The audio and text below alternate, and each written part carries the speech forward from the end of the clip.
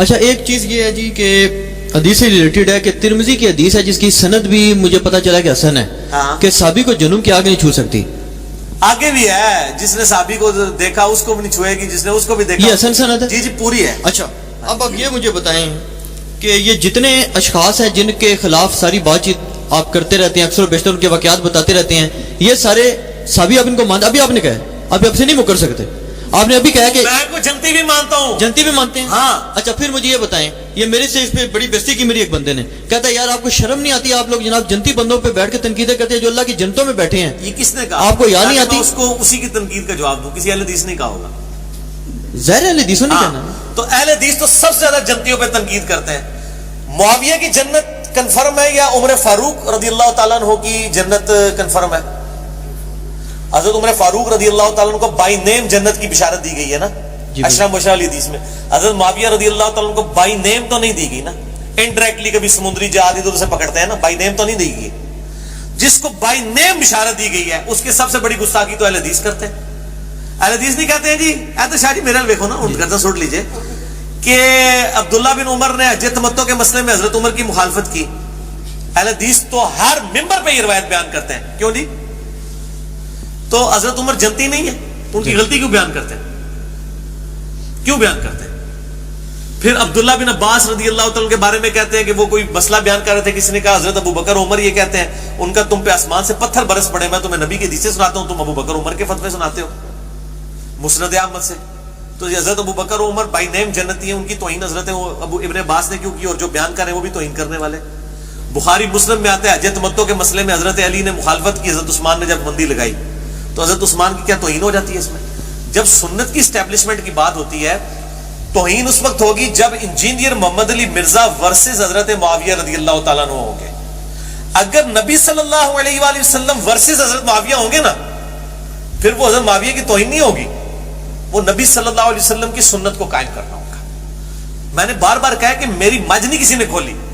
دین کے مسئلے میں جب اہل حدیث ڈسکس کرتے ہیں حج تمتع کا مسئلہ, ابن عمر کی مخالفت, ہم کتنے ناہنجار ہوں گے کہ ہم کہیں کہ حضرت عمر کی توہین کر رہے ہیں.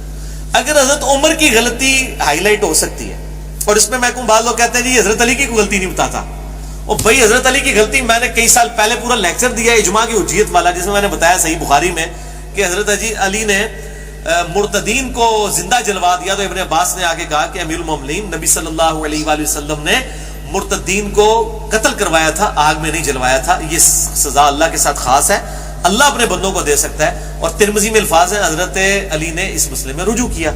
تو غلطی تو کسی سے بھی ہو سکتی ہے, توہین تو نہیں ہو سکتی اس مسئلے میں اس کی غلطی کو پوائنٹ آؤٹ کرنا. باقی یہ جن لوگوں کی غلطی ہے نا ان کے خمیازے ان کی زندگی میں بھگتے گئے اور پھر ایشوز ریزالو ہو گئے. حضرت معاویہ رضی اللہ تعالیٰ کی غلطیوں کا خمیازہ آج تک امت بھگت رہی ہے, اس لیے وہ ڈسکس بھی ہو رہے ہیں. ٹھیک ہے نا جی, اور وہ ڈسکس ہو رہے ہیں بخاری مسلم کی حدیث کی روشنی میں. یعنی ہم نے گھر بیٹھ کے, میں نے کوئی ان کی خفیہ ویڈیو جو ہے وہ ویب کیم کے ذریعے بنا کے تو میں نے نہیں ریلیز کی ہے, میں نے بخاری مسلم سے حدیث بیان کی ہے. اور وہ اگر کسی کو اعتراض ہے تو بخاری مسلم کے اوپر فتویٰ لگائے, مجھے نہ مارو, چور سے پہلے چور کی ماں کو مارو. اچھا یہ جو باقی جو شخصیات ہیں جیسے مروان ہے یا یہ ولید بن عقبہ, عبداللہ بن سعد بن ابی سرا اور بسر بن ارطات وغیرہ, ان ساروں کے مروان بھی صحابی ہیں. مروان کو بعض لوگ صحابی کہتے ہیں لیکن صحابی تو اس کی ثابت نہیں ہے. نہیں, باقی جو نام لیے ہیں یہ صحابی ہیں سارے. بسر بن ابی ارطات, ان تمام کو بھی آپ مطلب ہے کہ سمجھتے ہیں کہ تمام ان کو جنتی مانتے ہیں؟ جی انشاءاللہ تعالی جنتی ہوں گے انشاءاللہ تعالی. میں پولیٹیکل سٹیٹمنٹ دے رہا ہوں, اس کو کرے دے, انشاءاللہ جنتی ہوں گے. جس نے ایک دفعہ بھی کلمہ پڑھا وہ جنت میں جائے گا. باقی اگر یہ حدیث لے کے جاتے ہیں ترمذی کی کہ جس نے مجھے دیکھا اس کو آگ نہیں چھوئے گی, جس نے اس کو دیکھا اس کو آگ نہیں چھوئے گی, جس نے اس کو دیکھا اس کو آگ نہیں چھوئے گی, تو میں پھر کہتا ہوں حضرت عثمان کے قاتلین کو بھی آگ نہیں چھوئے گی, کیونکہ انہوں نے کم از کم صحابہ کو تو دیکھا ہوا ہے. حضرت علی کے مخالفین خوارج ان کو بھی آگ نہیں چھوئے گی, کیونکہ انہوں نے بھی حضرت علی کو دیکھا ہوا ہے. عبداللہ ابن سبا کو بھی آگ نہیں چھوئے گی, اس نے بھی دیکھا ہوا ہے. جو ایک فرضی کریکٹر انہوں نے گڑا ہوا ہے, ویسے تو کریکٹر تھا لیکن بات کا ہے, اور پاسے گل ٹر پوے گی. تو حجاج ابن یوسف جو صحابہ کا قاتل ہے اس کو بھی آگ نہیں چھوئے گی. وہ کہیں گے نہیں نہیں اس سے استثناء ہے, کہیں گے نا, خود ہی کہیں گے نا یہ جی. ٹھیک ہے نا جی. تو جس نے نبی علیہ السلام کو دیکھا اس کو آگ نہیں چھوئے گی, اس کے ساتھ امپلائڈ ہے کہ وہ مرتے دم تک ایمان پہ قائم بھی رہا. یہ جو منکرین زکات تھے, کیا انہوں نے حضور کو ایمان کی حالت میں نہیں دیکھا ہوا تھا؟ حضرت ابو بکر کے زمانے میں جو مرتد ہوئے ہیں وہ وہی ہے نا جو حضور کے زمانے تک مسلمان تھے. مرتد تو وہی ہوتا ہے نا جو کافر ہوا ہے. حضرت ابو بکر کا کوئی سپین کوئی 100 سال کا تو نہیں، 2 سال کا ہے. اور حضور کی وفات کے فوراً بعد قبائل مرتد ہو گئے. بخاری مسلم کے الفاظ ہے کہ جی قبائل مرتد ہو گئے. مرتد کون ہوتا ہے؟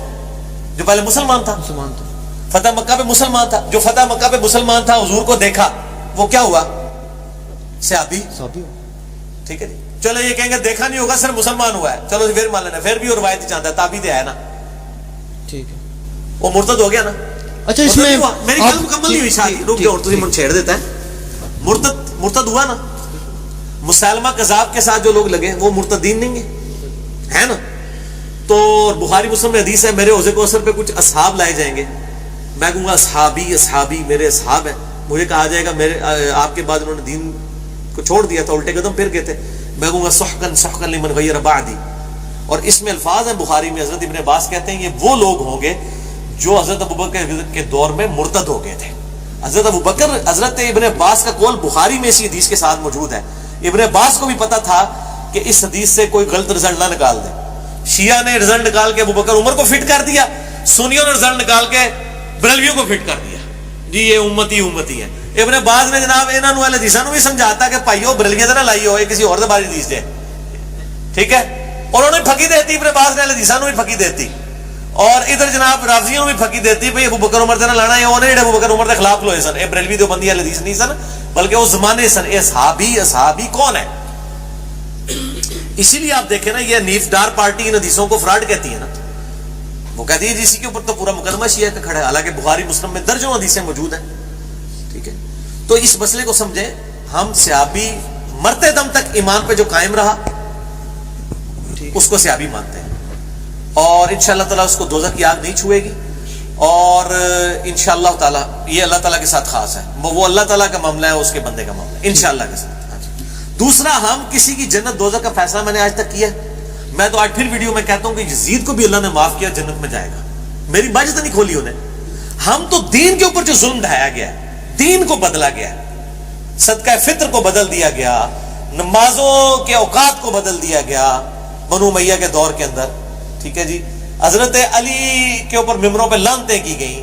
بخاری مسلم میں آتا ہے انہوں نے عید کا خطبہ جو ہے وہ نماز سے پہلے شروع کروا دیا. جو دین کے اوپر انہوں نے ظلم ڈھائے ہیں ہم تو ان کے اوپر رونا. چلے وہ تو آگے آ جائے گا. ہاں وہ ہم نے تو کسی تو ذاتی دشمنی تو کسی سے بھی نہیں. اس میں یہ تھا نا کہ یہ جو، بلکہ میرے ذہن میں اب اس کا نام نہیں آ رہا، وہ جو آپ نے بات کی نا کہ اس طرح تو وہ بھی اس میں کیٹیگری میں فال کاٹ جاتے ہیں کہ اگر اس نے اس کو دیکھا تو جنم حرام ہے، اس کو دیکھا تو جنم حرام ہے. وہ جو پچھلے دنوں ایک شیعوں کی کتاب کا آپ نے حوالہ بھی دیا تھا، وہ جس کی بنیاد پہ کہتے ہیں سارا وہ جھگڑا اور فساد کی وہ پوری کہانی بنائی گئی ہے.